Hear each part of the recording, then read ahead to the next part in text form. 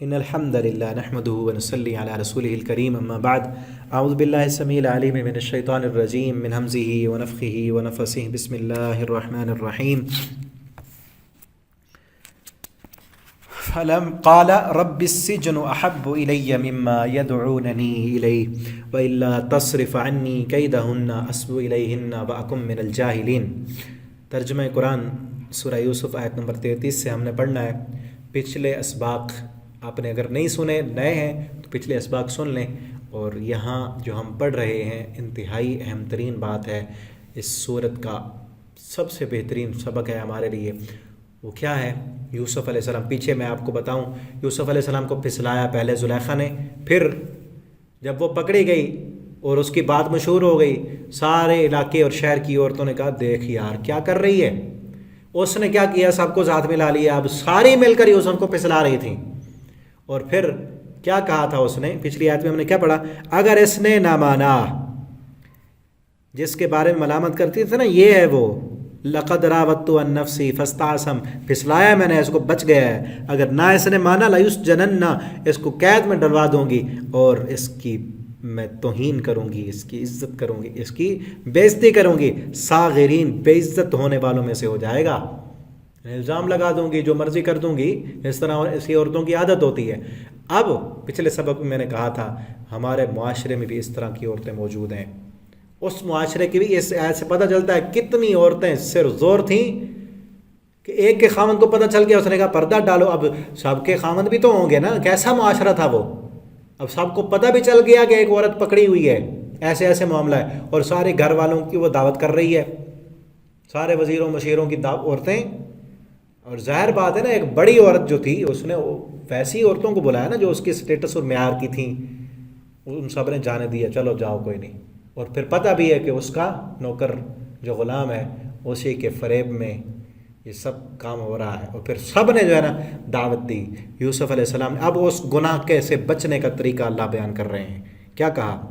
یوسف علیہ السلام نے اللہ سے دعا کی، اللہ پہلے ایک تھی، اب یہ ساری عورتیں ہاتھ دھو کر میری عزت کے پیچھے پڑی ہوئی ہیں، اور یہ کہتی ہیں قید میں ڈلوا دوں گی۔ رب السجن احب الیہ، میرے اللہ مجھے قید زیادہ پسند ہے۔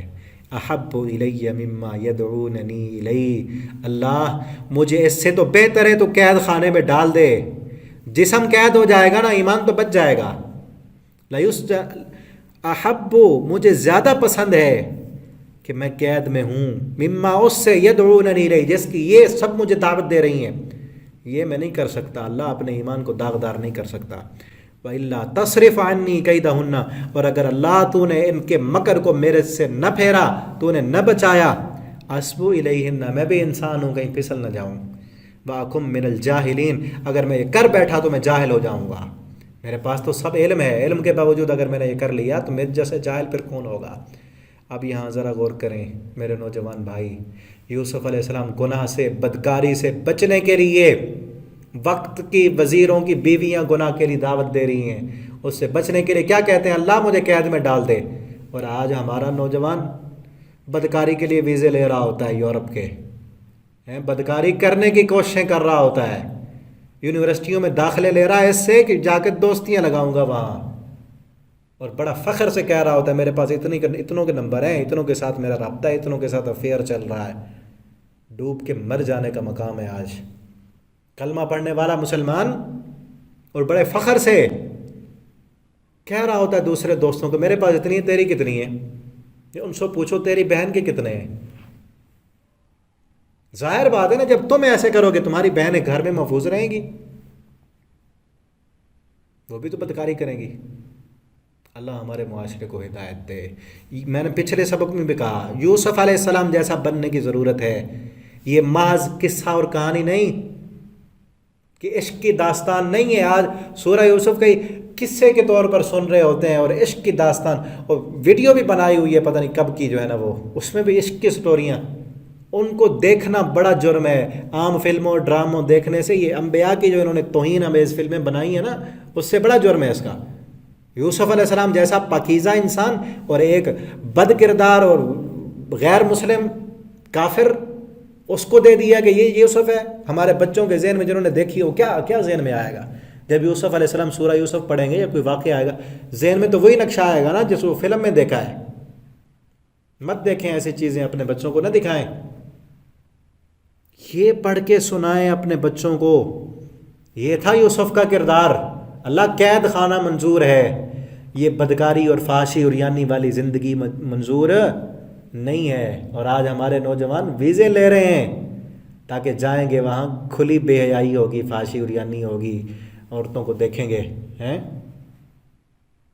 جو اس نیت سے جا رہا ہے وہاں، ایمان کا تو جنازہ یہاں سے نکل گیا، آگے جا کے کیا کرے گا؟ مت جانے دیں اپنے بیٹوں کو. جو اللہ وہاں رزق دینے والا ہے جو وہ یہاں بھی دے گا. ایمان بچائیں اپنا. ہاں اگر کوئی مجبوری ہے گیا ہے، کوئی منع نہیں ہے، اگر اس نیت سے گیا تو پھر تو ایمان کا جنازہ یہی نکل گیا. اکم من الجاہلین فاستجاب لہ ربہ، قبول کی اس نے اس کی دعا. فاستجاب لہ، جب رب سے بندہ دعا کرے، اللہ والا ہو اور اللہ کے لیے بچنا چاہے، اللہ نہ بچائیں یہ ہو ہی نہیں سکتا.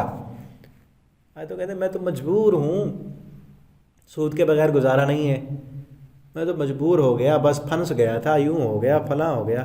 جو بچنا چاہتا ہے اللہ اسے بچا لیتا ہے. سبق کیا مل رہا ہے ہمیں؟ جو بچنا چاہے اللہ اس کے لیے بند دروازوں کو تالے لگے ہوئے ہوں پھر بھی وہاں سے نکال لیں گے. اور ایمان اپنا مضبوط رکھیں چاہے جیل میں بھی جانا پڑ جائے. ٹھیک ہے نا؟ دنیا کو نہ دیکھیں، اپنی آخرت کو دیکھیں. ایمان کو کبھی داؤ پہ مت لگائیں. ٹھیک ہے نا؟ بدی بدکاری سے بچ جائیں، تب اللہ عزتیں دے گا. آگے آئے گا اللہ نے پھر کیسے عزتیں دی. ٹھیک ہے نا؟ قید میں چلے گئے، فاستجاب لہ ربہ، رب نے ان کی دعا کو قبول کر لیا.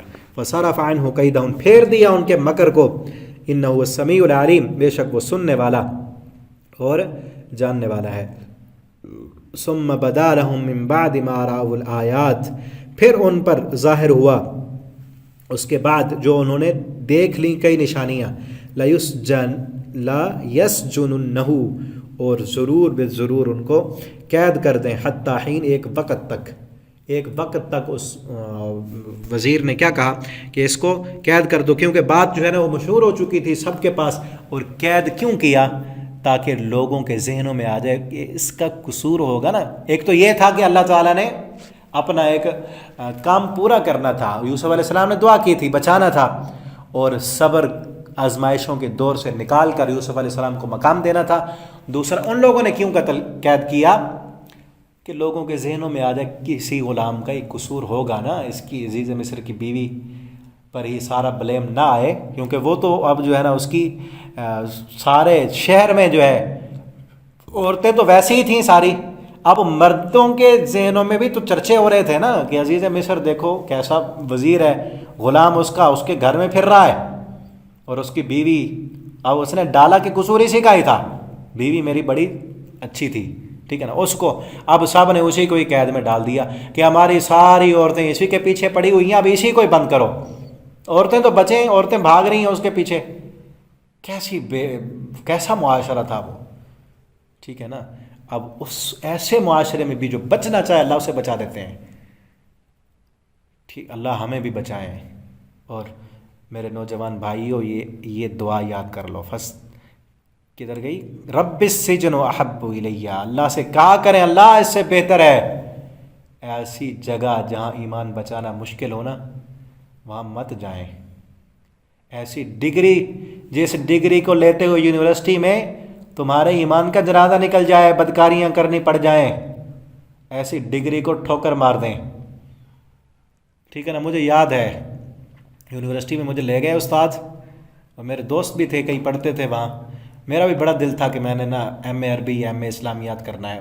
ذہن میں آ گیا تو آپ کو بتا رہا ہوں واقعہ کہ ایم اے کرنی ہے. بڑا دل تھا. میں گیا وہاں یونیورسٹی میں، جہاں اسلامیہ یونیورسٹی کے اسلامیات کے ڈپارٹمنٹ میں، اور ہمارے دوست لے گئے لائبریری میں، ادھر بیٹھنا ہے. اور وہاں جاتے ہوئے ادھر ادھر جو میں نے ماحول دیکھا نا، واللہ اسی وجہ سے میں نے کہا کہ یہاں ایمان بچانا مشکل ہے. اس سے بہتر ہے ایسی ڈگری کو سائڈ پہ رکھ دو. اگر یہ ڈگری لیتے لیتے شیطان تو ساتھ ہے، ہم کسی اور چکر میں آ گئے، پھنس گئے، کوئی اور کام ہو گیا، پھر کیا کریں گے؟ اس سے بہتر نہیں بس یہی کچھ جو پڑھا ہوا ہے، اللہ تعالیٰ نے ڈگریاں تھوڑی دیکھ رہی ہیں کہ ایم اے کیا تھا یا نہیں کیا تھا، ٹھیک ہے نا. میں کسی پہ کو بلیم نہیں دے رہا، اگر کوئی جاتا ہے وہاں، عورتیں جاتی ہیں، اپنے آپ کو جو بچا سکتے ہیں جائیں پڑھیں، لیکن میں یہ کہہ رہا ہوں کہ وہاں کے ماحول کو دیکھیں نا تو بچانا مشکل لگتا ہے. ہاں کئی ایسے بھی ہیں یوسف علیہ السلام جیسا، اللہ جن کو ایمان دے، کئی ایسی عورتیں بھی ہیں، کئی ایسی بچیاں بچے بھی ہیں جن کا تعلق صرف پڑھنے سے، وہ وہاں اس وقت بھی ہمیں ملی جو الگ تھلگ ہو کے لائبریری میں اپنا مطالعہ کر رہے ہیں. لیکن اکثریت جو ہے، اکثریت وہاں کیا ہے، دو ادھر بیٹھے ہیں، دو ادھر بیٹھے ہیں، چار ادھر ہیں، لگے ہوئے ہیں اور کوئی پوچھنے والا نہیں. اور مجھے حیرت یہ ہوئی کہ اسلامیہ یونیورسٹی اسلام کے نام پر ہم کیا کچھ کر رہے ہیں، ٹھیک ہے نا. اس وقت بھی یہی تھا جو آج ہے. تو اللہ تعالیٰ نے بچایا. یوسف علیہ السلام جیسے ایمان کی ضرورت ہے. اگر اس بے حیائی والے دور میں، فحاشی اور یعنی جہاں عام پھیل رہی ہے، اللہ سے دعا کریں کہ اللہ ہماری عزتوں کو محفوظ رکھے. آگے انشاءاللہ یہ رکوع کمپلیٹ ہو گیا ہے یہاں پر، اگلے سبق میں ہم پڑھیں گے. اللہ ہمیں قرآن پڑھنے، سمجھنے، اس کے مطابق عمل کرنے کی توفیق دیں. اگر آپ آن لائن پڑھنا چاہتے ہیں، نیچے واٹس ایپ نمبر لکھا ہے، آپ رابطہ کریں. ناظرہ قرآن ترجمہ تفسیر انشاءاللہ آپ کو استاد فراہم کریں گے. والسلام علیکم.